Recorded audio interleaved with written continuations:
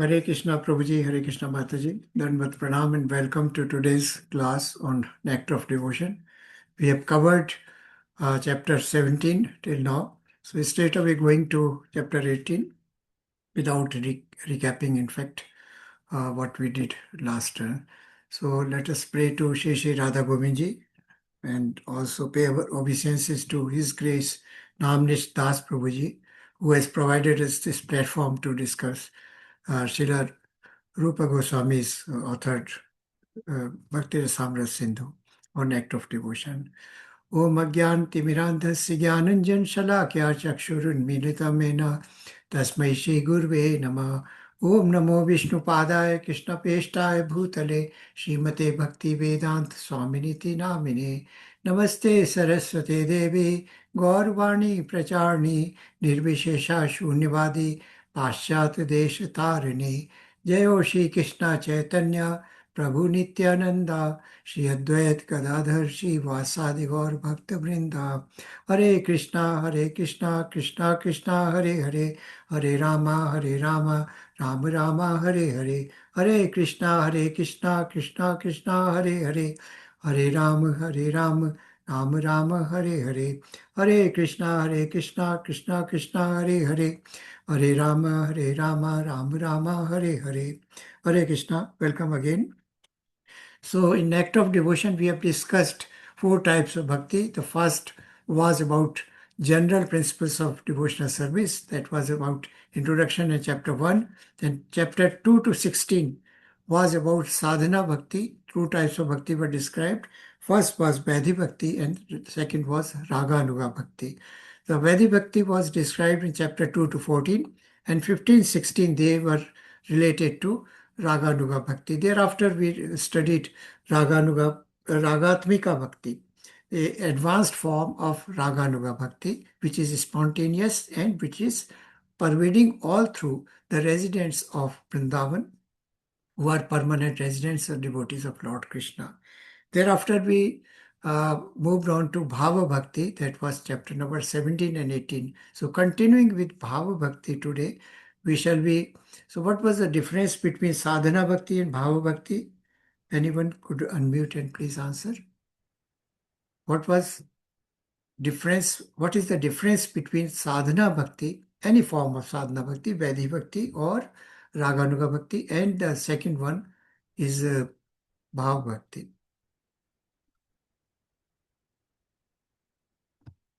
Yes.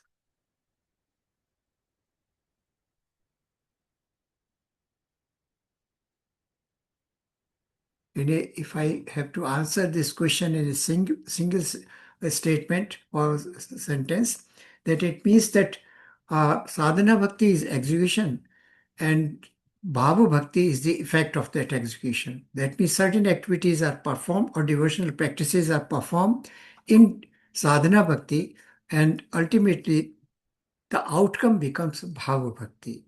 So we'll continue with bhava bhakti, and there were so many things were discussed earlier about 6 symptoms of Bhava Bhakti and all those things. Now, straight away, we'll take up chapter number 18. So, chapter number 18 is symptoms of Bhava Bhakti. This we have covered.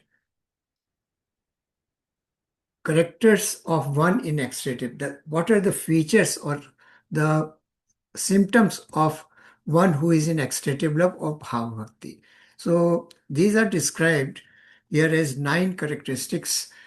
First is Avyarth Kalatvam, that is a person who is in a Bhava Bhakti state, who has advanced from Sadhana Bhakti to Bhava Bhakti state, has got these 9 manifestations, or these 9 manifestations or symptoms appear in a person who is in a genuine Bhava Bhakti state. What I'll just enumerate one, then take one by one. Abhyarth Kalatva means utilization time in devotional service. Shanti, that is, person becomes reserved, calm, peaceful, and become tolerant, and he is in a state of constant effort making. Then Virakti, that is detachment from material worlds. Manushunita means pridelessness. Then Asabandhi, being certain that Krishna will always protect me. And then eager to serve Lord, that is the asakti, then nam gane sada ruchi. The nam gane sada ruchi, that means always eager to chant the name of holy name of Lord, and that eager to describe the qualities of Lord. This is called this is a tad guna gane sada, and attraction for living in the place where Krishna has pastime. So taking up one by one, avyarth kalatvam. So avyarth kalatvam means that no moment is spent or wasted in any activity which is material, but always thinking of devotional service. So there is constant engagement in devotional service. So meticulous, that means there is time management is so meticulous that it is utilized in the constantly in the service of Lord or devotional service of Lord. And the time management is very important in our life also, in our day-to-day life. When we are planning our activities, time becomes the most important factor. If time is managed efficiently or effectively, then the results are also effective. So when this is true for mundane activities, what to talk of devotional services?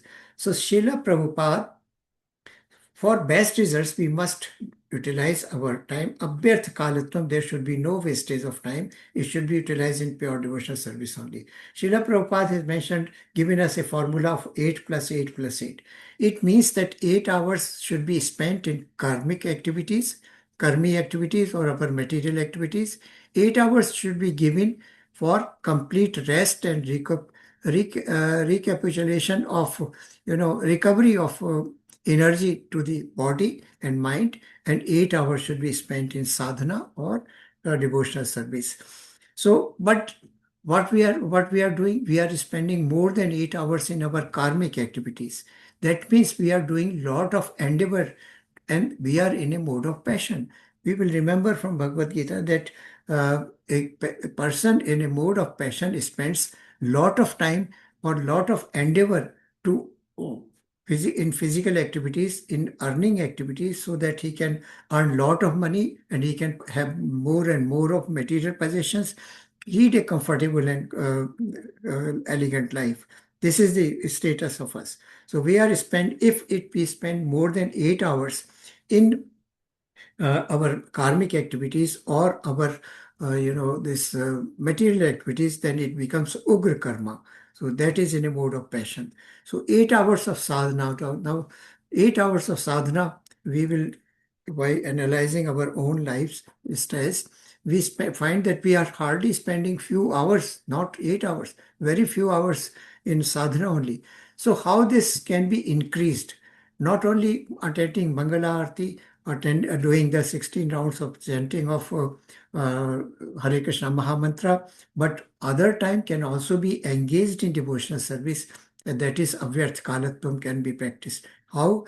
While driving, while cooking, while doing something which does not require intense attention, while traveling. So we can listen to Srila Prabhupada, we can listen to audios or a tape of his talks or his sermons on different scriptures that can be, or even while doing household activities like cleaning the house or the cooking, then also this can be. And the living example which we have before us is Srila Prabhupada. He used to sleep for hardly 2 to 3 hours only, 4 hours after 24 hours. 24 hours he was spending all his time in writing scriptures, in giving talks and talking about Bhagavad Gita, Srimad Bhagavatam, and all those scriptures. And second example, we know that of Ambarish Maharaj. Ambarish Maharaj, he was cursed by Shringi, who was son of sage Shamika. And the curse, he was so powerful, a pure devotee of Lord, that he could have reversed the curse of Shringi. But he accepted the curse, and he had only 7 days at his disposal. And how he spent those 7 days? He spent most wisely. As 7 days, 24 by 7, he spent by hearing the Srimad Bhagavatam from Sukhdev Maharaj. So that is what happened in case of Ambarish Maharaj. He spent each and every moment of those 7 days. We can't be like Ambarish Maharaj, but yes, we can practice devotional service to the maximum, ideally to the 8 hours of a day. So this is about abhyarth kalatam, utilization of time or time management. Then second comes shanti or perseverance. Perseverance means perseverance. This word has been derived from persistence. Persistence means persistence to do uh, uh, persistence to do something which entails lot of difficulties. And again, example of Srila Prabhupada can be cited here. Srila Prabhupada, at the age of 69, with so many difficulties, he traveled to America to to follow the orders of his spiritual master, Bhaktisiddhanta Saraswati Prabhupada, and spread Krishna consciousness to Western world. But he had three heart attacks or other two strokes while traveling in the Jalduta, yet you know, he did not spend a moment in recovering because Krishna was always with him. He remained in a state of equanimity, in a state of calm, a state of peace, and in his mind, and he accomplished his mission. So perseverance is another example is that of Ambrish Maharaj. He was again a very elevated soul, and a very young age he gave up all his kingdom to divided all kingdom in his amongst his four sons and left for meditation. Or he was in a bhava bhakti uh, when he was meditating in the forest. But what happened? We all of us know that the story of deer, that the roar of lion resulted into the giving birth of a baby fawn by the she deer, and how he got deviated from bhava bhakti.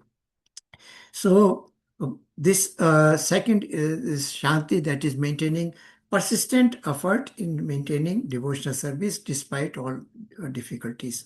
Then third comes detachment. The detachment of Virakti. Virakti means Virakti from what? Virakti from the material objects of sense gratification, and utilizing every time, every effort in the service of Lord, devotional service of Lord. So Virakti can happen only when one is attached to Krishna. So attachment of Krishna leads to detachment of material objects, or detachment for sense enjoyment. So desire. So how can this virakti develop? When one is in association, most important is association of pure devotees and mercy of pure devotees. That is how the virakti develops. So when there is attachment to Krishna, there is detachment to material world or material objects, right? So when there is now there is from Padma Purana it is mentioned that Krishna hai surisam, Maya hai andhikar. Jahan Krishna tahan nahi Maya adhikar. Whenever one gets attached to Krishna, the detachment to material world starts automatically, doesn't take interest in all material objects. When there is a devotee, he gets involved in devotional service, then he loses his friends, his family members, he loses interest in going to club or cinema or cheap entertainment or cheap books. He always desirous of listening to Krishna or Krishna Katha. So what Srila Prabhupada has mentioned beautiful thing about this, that when one becomes attached to Krishna and becomes detached to Krishna, suddenly he finds that there are no friends. People start avoiding him because he doesn't take interest in those material things. So Prabhupada has mentioned that why does Krishna, this happens?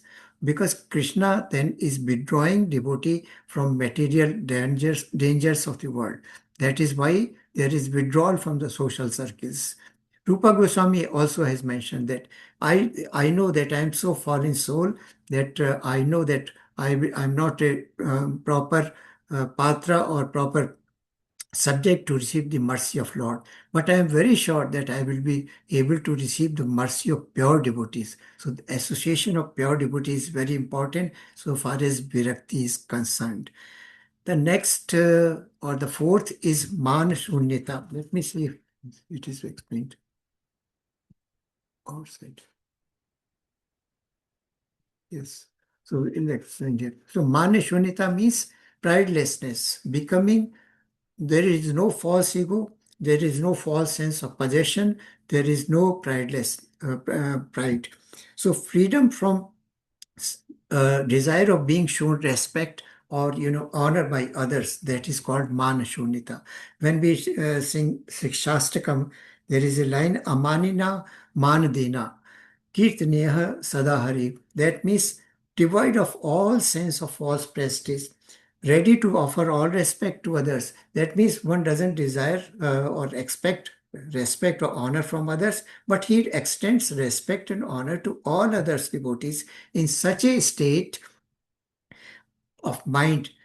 Only one can chant the holy name of Lord with a pure heart, then he can do so. So amanina, manadina or manishonita or virtually saying. Now, example of this pridelessness of manishonita, we can have example of uh, Pratap Rudra, the king of Puri.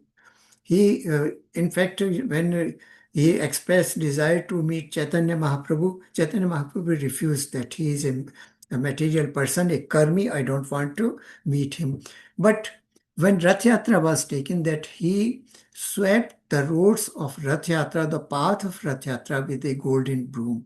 And ultimately he came to the stage of devotion that he used to massage the legs of uh, Chaitanya Mahaprabhu.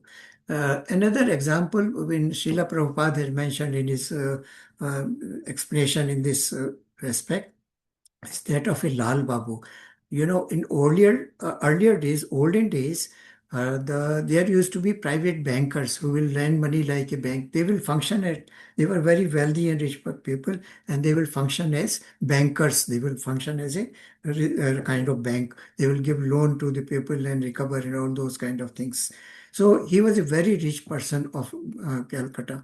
Now, after coming in association with pure devotees and under the influence of Chaitanya Mahaprabhu and other acharyas, he left his business, went to Vrindavana, and started with almost shunya. He had nothing, no money at all. And for food, he used to go door to door begging food from one family, accepting one meal a day from one family, and then go and sit for. So that kind of manashunita has to be developed. Then comes the fifth point is about Asha Bandha. Asha Bandha means firm faith that Krishna will definitely shower his mercy or bestow his mercy upon me. Firm faith, we will remember there are 6 symptoms of surrender. Can anybody tell what are those 6 symptoms of surrender? This Asha Bandha is one of those symptoms. Yes, any Prabhuji and Mataji? Great hope that Krishna will definitely shower his mercy upon me. Avashya Rakshave Krishna. What are symptoms of surrender? Total surrender to Lord. Hare Krishna Prabhuji, humility I think is one of. Yes, Mataji. Very nice.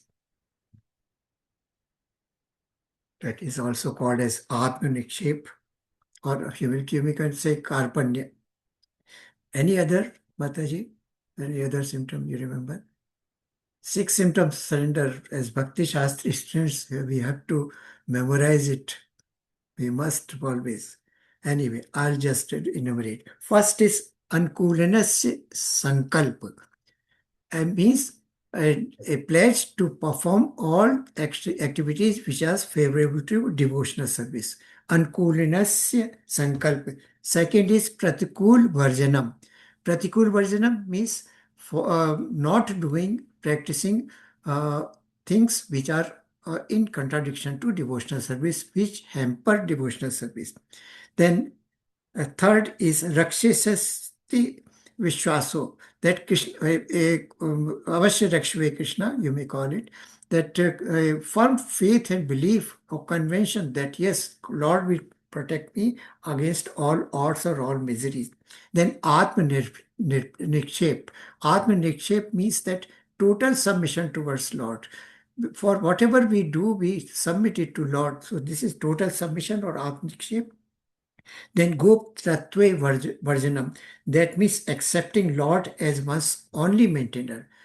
We rely on so many things that yes, this will help me, this will help me, but we do not think of Lord, that Lord is our maintainer. So accepting this is Goptatve Varjanam.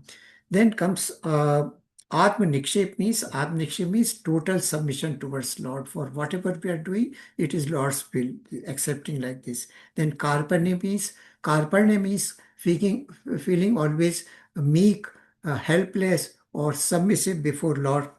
So this is called, so Asavanda is great hope that Lord will definitely, bestow His mercy upon me, or will shower His mercy upon me. Now, why we need mercy of Lord? Because we are always under influence of three kinds of miseries. We are suffering from three material miseries: Adidevik, Adibhautik, and Adhyatmik. So, against this, we need to have Asa Bandha, that yes, Lord will always protect us against these miseries. Then some utkantha, or eagerness for achieving desired success. Some utkantha means a strong desire, or lolyam, tatra lolyam, what that I must perform with pure heart devotional service to Lord. So this is intense desire or eagerness to attain the supreme goal of life. What is supreme goal of life? Supreme goal of life is not liberation. Supreme goal of life, of human life, is attaining the prema bhakti. So we are at stage of bhava bhakti here. So this is the prema bhakti. We will remember the 9 steps of bhakti were, ninth was the prema bhakti, starting from Shraddha to Prema Bhakti. So Tatra Lonyam, intense greed to Krishna consciousness. So let us do self-introspection or self-analysis. Do we have this Lonyam? Do we have a desire, a strong desire or eagerness to attain the Prema Bhakti? Perhaps not. We are still struggling at the Badhi Bhakti level. So how this can be done? Now, this all of us are are attending Mangala Arati, and or all kind of sometimes Srimad Bhagavatam classes, also studying, also doing 16 rounds of, so in following all four regulative principles, doing Ekadashi Vratam also. So, but we can increase this. Some Utkantha means that let this be purified to a stage of Bhava Bhakti, and from Bhava Bhakti to Prema Bhakti. So, many activities, devotional activities can be performed. Visit to temple, attending Aarti, following four regulative principles, Ekadashi Vratam, then hearing, and of course, Kirtanam and Shravanam, both activities, and Nitya Bhagavat Sevya, attending to the Bhagavatam classes. So we must, but the again question comes here: from whom to hear? The one who has already experienced that Bhava Bhakti, then only he can impress upon or imbibe into our heart and mind the feeling of Bhava Bhakti.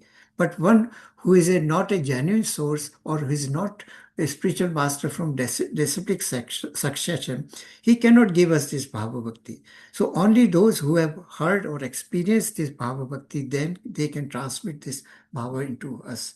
So there, in the heart of the devotee, there should be a desire to have a face-to-face darshan of Lord, to have a word with him, to talk to him. Like Narad Muni, when he was meditating in the forest, he had face-to-face darshan of Lord, because he has intense desire. He had given up all his material attachment, and the last material attachment was that of his mother, who was taken away by Lord by virtue, by the incident of a snake bite. So he is totally free from material contamination or material desires, and then he could have darshan of Lord. Then comes Nam Gani Sada Ruchi. That means attachment to chanting of Hare Krishna Mahamantra. Now, it is very, very important stage. It is one of the first stages in Krishna consciousness. We know that when we were in level 1, chanting of Hare Krishna Mahamantra, or even 1 or 2 rounds, used seem to be a very big task. Then we came to level 2, chanting 4 rounds, then 8 rounds, and then ultimately 16 rounds. Now, at this stage, all of us have a desire to complete our 16 rounds right in first go during the morning time, Brahma Muhurt, because it is the best time. No disturbance. Your meditation, your concentration, your Nam Ruchi, your Nam Dhyan or Rupam Dhyan is at the purest state. So that is the state of pure goodness. That is the period of goodness. We know there are the moods in human life are fluctuating. Morning time, Ram Muhurti, it is mode of goodness. Daytime, it is mode of, passion. We are involved in lot of material activities. And nighttime, as the dawn, the sun sets, thereafter there is mode of ignorance. We are lethargic. We want to take rest. We want to enjoy ourselves. So many things. We are in a state of madness. So all these kind of things, moods are fluctuating. So best time is Nam Gane Sada Ruchi, that means we should focus on chanting of holy name. Best time is in the morning. But if time does not permit, it can be divided into two shifts or maybe something like that. But this Nam Gane Sadaruchi should keep on going. The name of the holy Mahamantra should keep on reverberating into our mind. Whatever we are doing, even sleeping or doing something, this can go. That means silent Nam Ruchi Gane Sada, that can go on in our mind at any moment. So that taste has to be developed. And you will remember the case of, Haridas Thakur, who was given the title of Namacharya by Chaitanya Mahaprabhu, because he used to chant up to 300,000 rounds of Mahamantra in a day, 300,000, 3 lakhs times. So the purpose of saying is that we have to increase our chanting of holy name from 16 to onwards, as many times as many we can do. And especially on Ekadashi day, it is said that by thumb rule, it is said that minimum 25 rounds of Hare Krishna Mahamantra should be chanted on Ekadashi Mahamantra.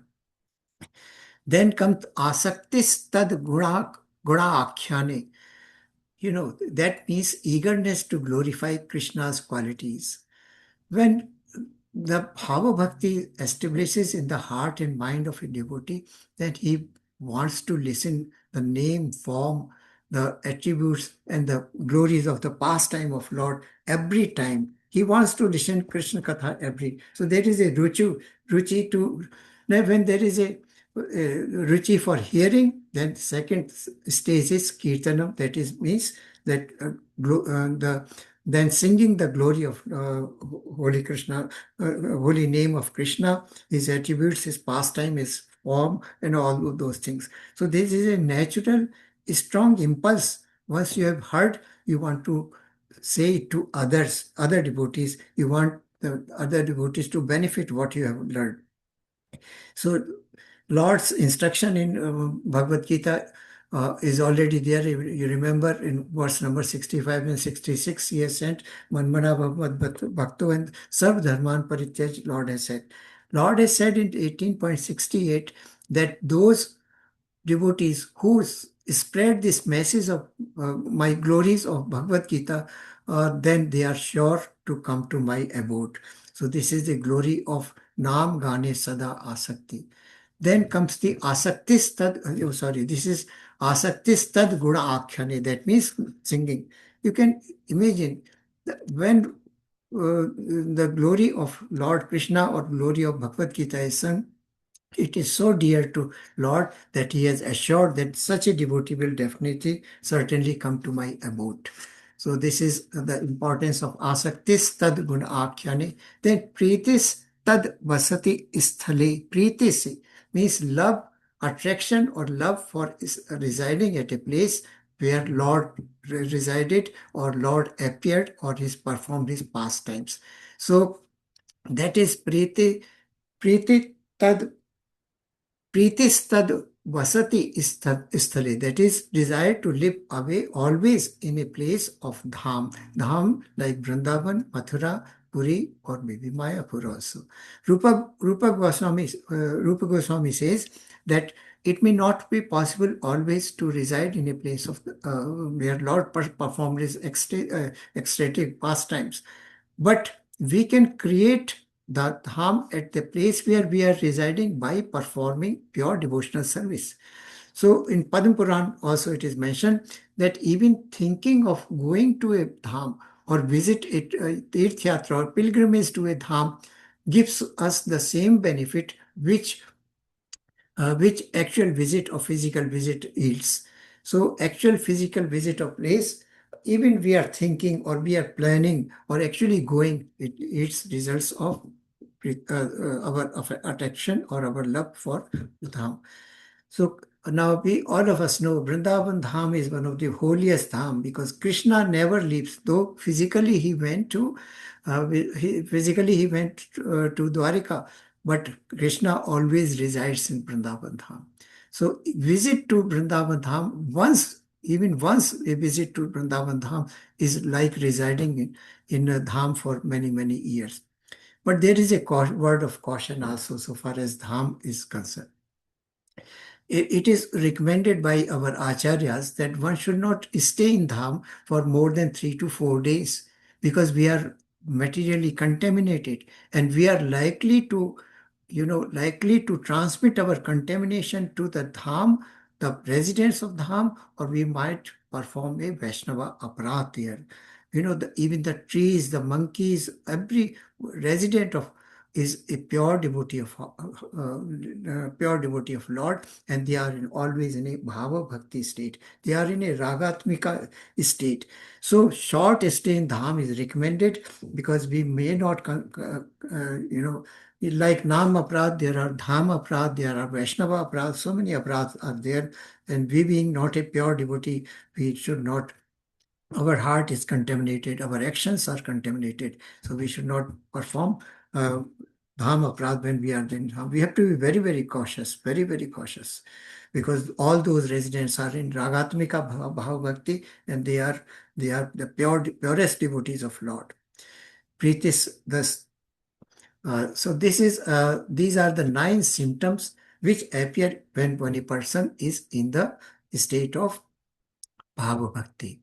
So the second the subject relates to neophytes or non-devotees exhibiting signs of bhava bhakti or rati bhav or semblance of activities. So this Rathy in Hindi it is Rati Bhav. Rati means attachment or love or something. So how this or Bhava. So how this Bhava means. So there are ecstasy in neophytes. Sometimes the new devotee neophytes or new devotees also develop this kind of Bhava Bhakti without following the regulative principle or something. So or the other devotional practices. So this ecstasy non-devotees or neophyte devotees, this is bhava bhakti neophytes that can be of 2 types. One is genuine ecstatic love. This is called rati. Genuine, that means it is a pure form. This is experienced by only those devotees who have transcendental or pure love for Krishna. So without following regulative principle or chanting or other activities, sometimes a neophyte can also develop pure bhava or genuine ecstatic love when he has transcendental love for Lord Krishna. So when it happens, when there is no jnana, no karmadi involved. Jnana karmadi anavratam. But it does not appear in a person who is materially contaminated by at heart or the brain level. So this is a genuine ecstatic love, which is called Rati Bhav, and that develops in sometimes in a pure devotee who is in a transcendental love state with Krishna. And second type of this Rati is semblance of ecstatic love. So this is called reflective. This is called Rati Bhav. Actual Rati, then Rati Bhav. Rati Bhav is semblance of extensive love. This is called Rati Abhas. So we know that Nam Abhas, the Nam Aparadha and Nam Abhas and then Shuddha Nam, 3 stages are there. Abhas means a semblance. Sometimes that the feeling of pure love or transcendental love develops. So its appearance of ecstasy symptoms in the non-devotees is called ratyabhas. A devotee, he is not person, he is not devotee, but sometimes he develops pure ratyabhas, or kind of pure, which is called a semblance of ecstatic love. Now this rati abhas or semblance is again of two types. First type is pratibimb. Pratibimb means reflective, and second is chaya. There is a difference between. In fact, if you think, then chaya is also pratibimb. Chaya means reflection of something. But here it has been further classified or refined into a classification of two categories. First is reflective and second is shadow. So we will talk about reflective or pratibimb, rati abhas, or rati abhas or reflective rati abhas. It is very close to Bhava Bhakti. It is not genuine or pure Bhava Bhakti, but it is very close to. We know that I have described already, Rati Abhas is of two types. First is genuine, and second is semblance. So genuine develops in the heart of a person who has got pure transcendental love for Krishna, whereas a person who is materially contaminated does not develop it. So this is one. He is not a devotee, still neophyte, but still he develops genuine bhava bhakti or ecstatic love. And second is semblance. Now this rati abhas, this is called rati abhas. Rati abhas has been divided into two categories, as you can see. Pratibimb, reflective, and second is chaya or shadow. Now coming to pratibimb. When does it ratyabhas, pratibimb ratyabhas develops? It develops in the devotees who are engaged constantly intense devotional service with pure motive. For example, there is love or adoration of Krishna. Now here I will tell you a story from a devotee, life of a devotee in Vrindavan, Govardhan Parikrama. I was passing through doing this parikrama. Then there was a very aged old lady, very lean and thin, frail body, and she was holding the vigraha of Lord Krishna. That was, in fact, Bala Sarupa or Laddu Gopal. Then I noticed that a devotee asked him, "Give me this Laddu Gopal. I want to worship it." The lady started crying. She hid Laddu Gopal in her, in her sari, and then she started crying. No, no, I can't live without my Laddu Gopal. I can't. So that kind of, reflective. So the person who has no corrupt motive, he has got a pure feeling of love.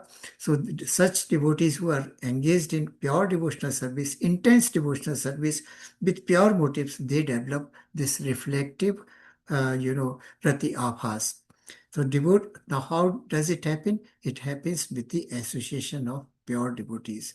So those who are pure devotees and who are performing enthusiastic devotional service, they one comes in contact with such devotee, then such this reflective or pratibimb, rati abhas develops.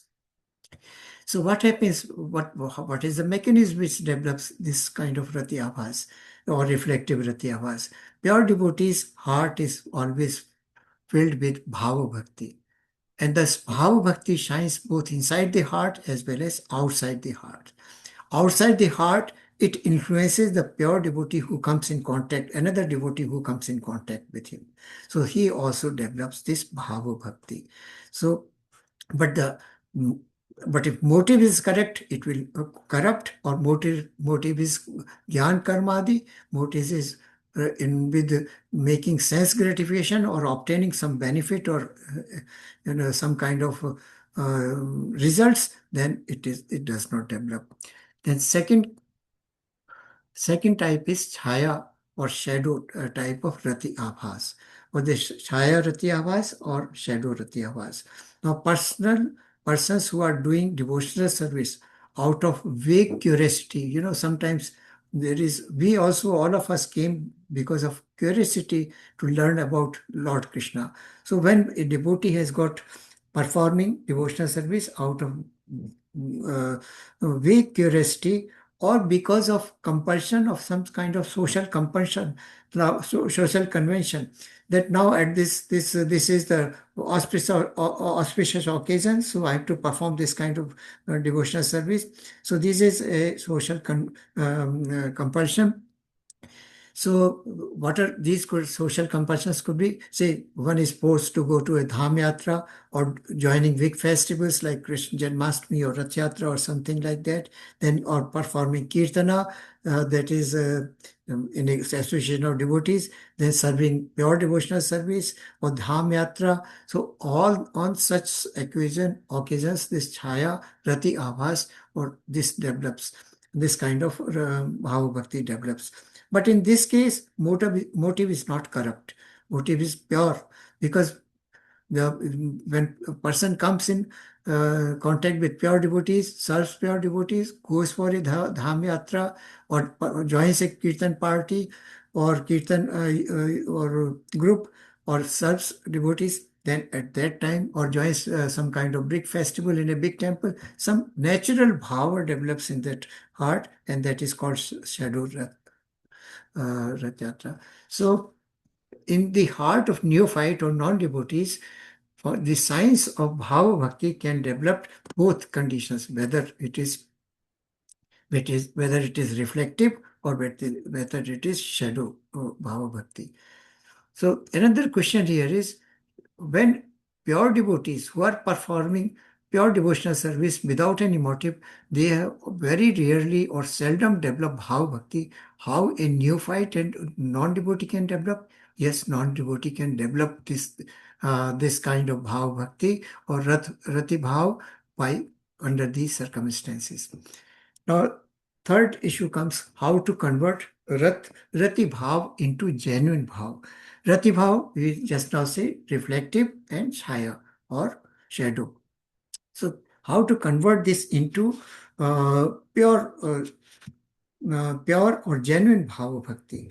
So, it can develop.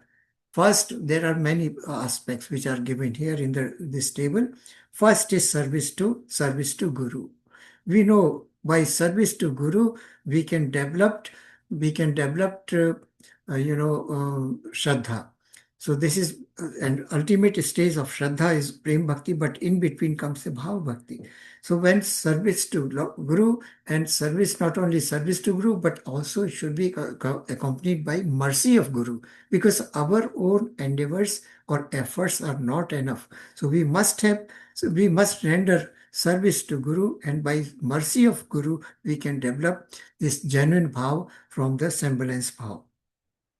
Then second is serving pure devotees.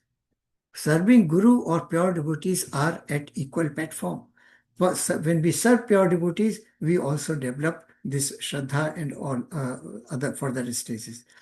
Then avoiding offenses. Offenses to holy name, offenses to holy dham, offenses to Vaishnava. All kind of offenses have to avoid it. That means one attains purity of bhava when their offenses are avoided. Right. And last and most important is avoiding the company of Mayavadis or impersonalists. They are, Mayavadi are the worst enemy to devotional service. So when one develops association with Mayavadis, his heart becomes contaminated. He starts doubting about Krishna as person or not, whether he should render Krishna's devotional service or not. So the worst aspect of, worst blockage of development of genuine bhava bhakti is association of impersonalists. So that has to be avoided under all circumstances. So what happens in association of impersonalist or Mayavadi? We are deprived of attraction towards Krishna. Now, when attraction towards Krishna is destroyed, deprived, we do not have. The Krishna is withdrawn, attraction is withdrawn. The result is Bhav Bhakti also becomes contaminated, and we cannot develop Bhav Bhakti.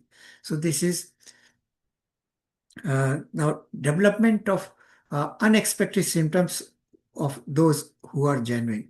Now, person who are non-devotees basically. So how a non-devotee can develop, genuine bhava bhakti without following any kind of regulations or other practices like Nam Sankirtan or Ekadashi Vrat or that four regulative principles.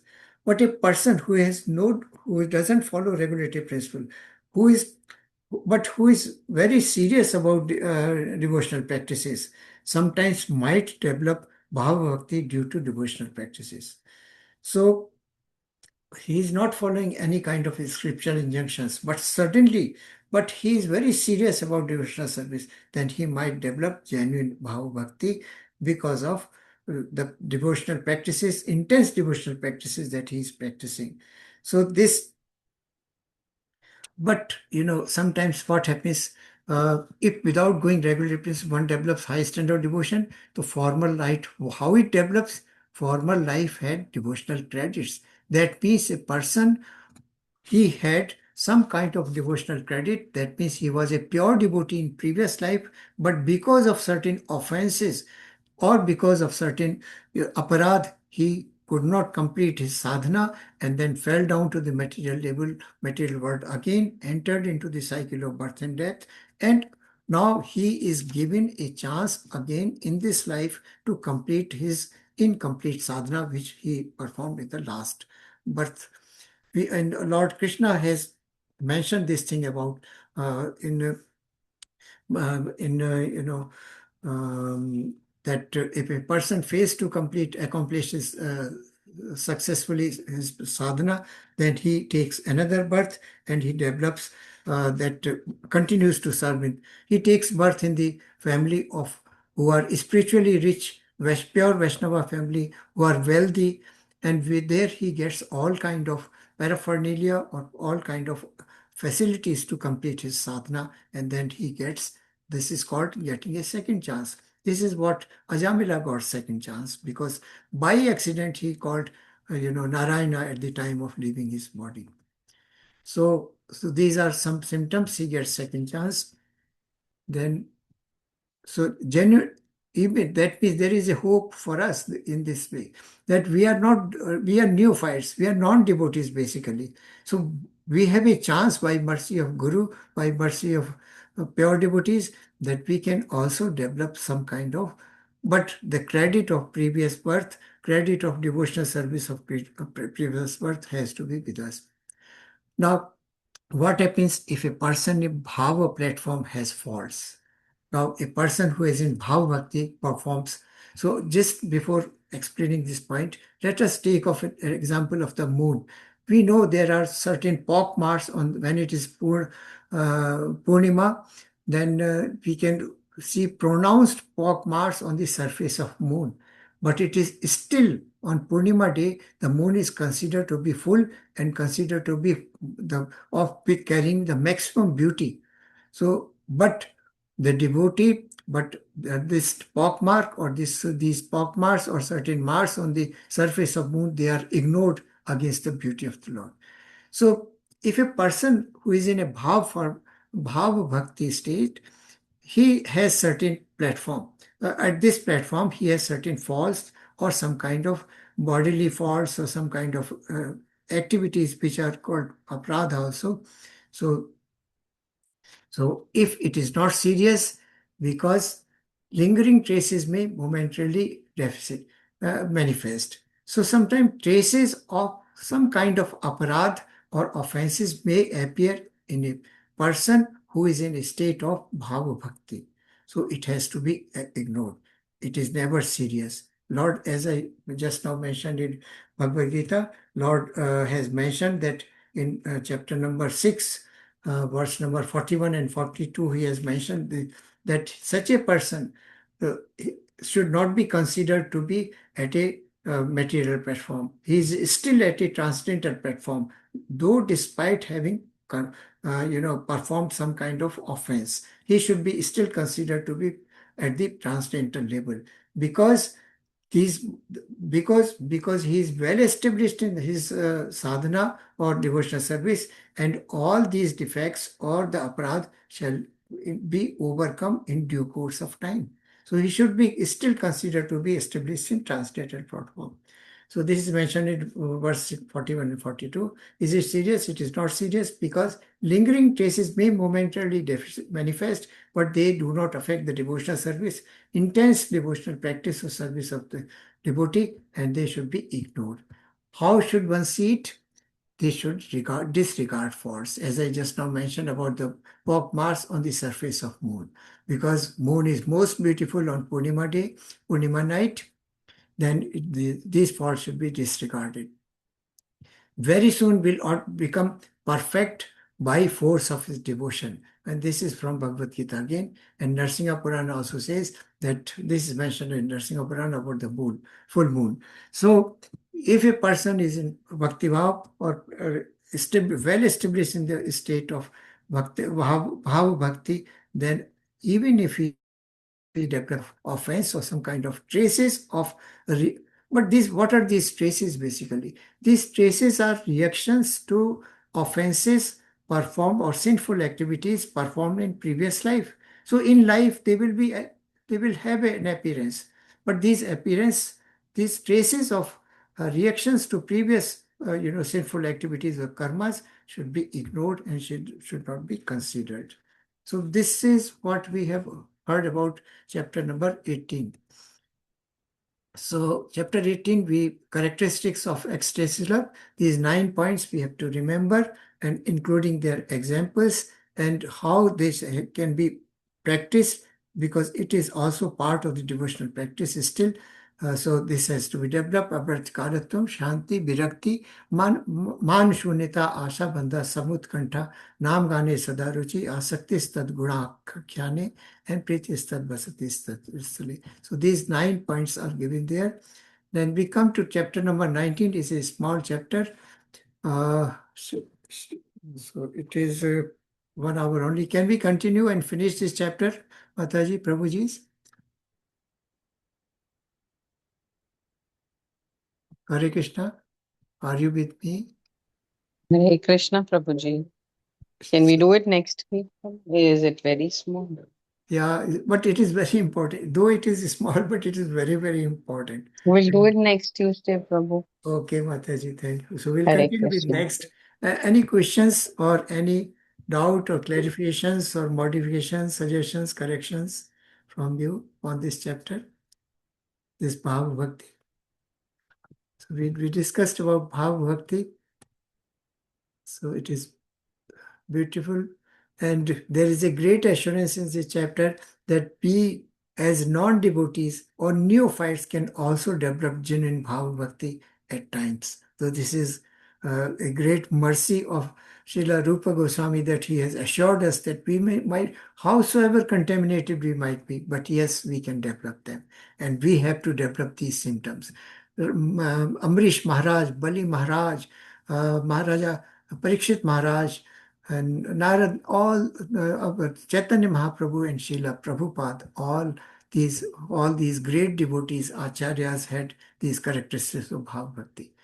Srila Prabhupada was always in a state of Bhava Bhakti. Abhyarthakar, he never wasted any time. He was always persevering or persistent in his efforts and endeavors to spread Krishna consciousness. He had virakti to all material contaminations or material objects. He had no manishunita. Somebody asked Lord, one of the journalists asked in US, Srila Prabhupada, are you God? He said, no, I'm servant of God. That is kind of Manushunta. He was such a learned, spiritual master and acharya, but he said, no, I'm servant of God.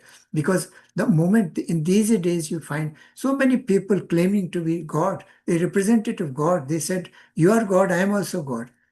But great devotee who was the dearest devotee of Lord Krishna himself says that no, I am servant of God.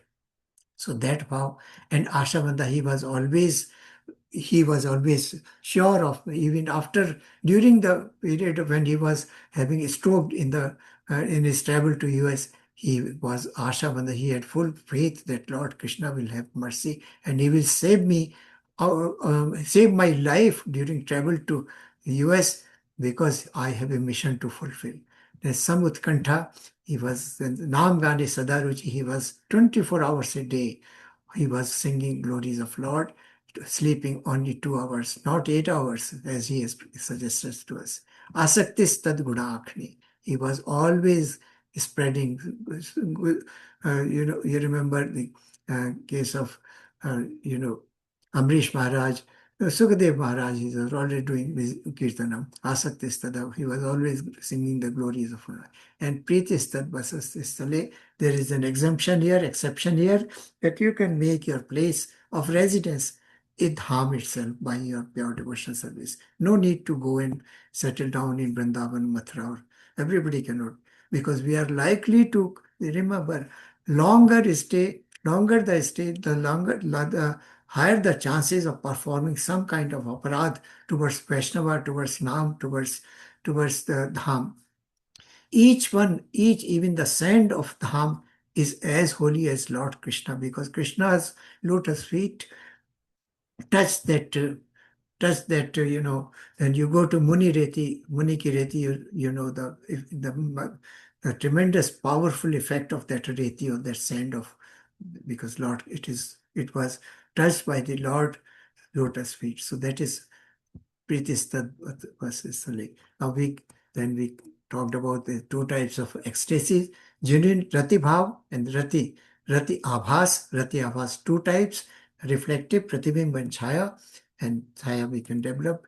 So a person, a platform of Bhava Bhakti, if he falls, he has got faults, ignore those faults, disregard those faults completely, because he is still established in a transcendental state of devotional service. He is very dear to Krishna, and he is performing intense loving service to Krishna. So his traces of reactions to previous births, sinful activities might appear in this birth, but they have to be ignored.